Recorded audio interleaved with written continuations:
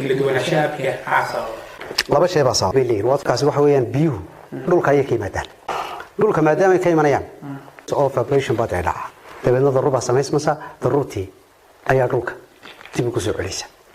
qadarka waqtiga uu soo baxayo dhulka ka soo baxaya ee biyaha ama badda ka soo baxaya ama dhulkii ka soo baxaya ama geedii ka soo baxaya iyo waxa isleeg qadarkii kale dib u soo noqonay mana naaqusmaan mana kordhaan waxa la yiraahdaa soft iyo hard baa kala yiraahdaa waa biyo adag iyo biyo jilicsan biyaha markaas si jilicsan waxa weeyaan roobku marka uu roobku soo dhaco intuu dhulka yeeman intuu roobku soo dhaco dhibic ayaa waxa la yiraahdaa wax bira ma wato isagu goobta uu ku dhacay dhulkii kamida ay biyihii ama soconayaan laagihii marayaan ama dhulkii hoose ee dabeedna hadhow dib loo soo saarayo iyo waxa isku xiran nooca biyaha uu yahay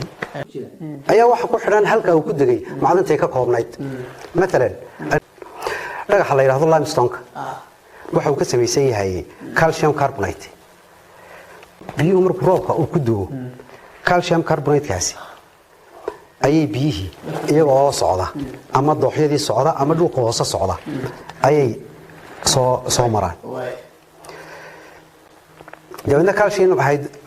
hydrogen carbonate ayuu noqdaa biyahaasi markaasi waa biyaha in alla inta xeebta u dhow awlaan sonkaasi dhulkeena uu yahay buurta madow markaad eegto waqooyiga ee sawirada gooliska ilaa halka caluule ka gali waxa kaloo jira ilaa markaad ka qaato halkan xigta saliid oo kale la yiraahdo kor uga bax ilaa halka gudmo biyo cas oo sanaaga ka gali waa dhagax kale oo waxa jira isaguna Gibson la yiraahdo dhagaxa Gibson kale yiraahdo meesha uu ku badan yahay calcium sulfate ku noqda kii hore calcium wuxuu ahaa calcium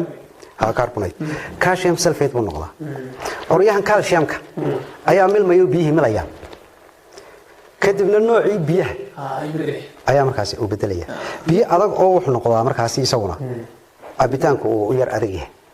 oo riba labada waxa ka macaan kan limestone ayaa ka macaan ama kuwan la barbardhigo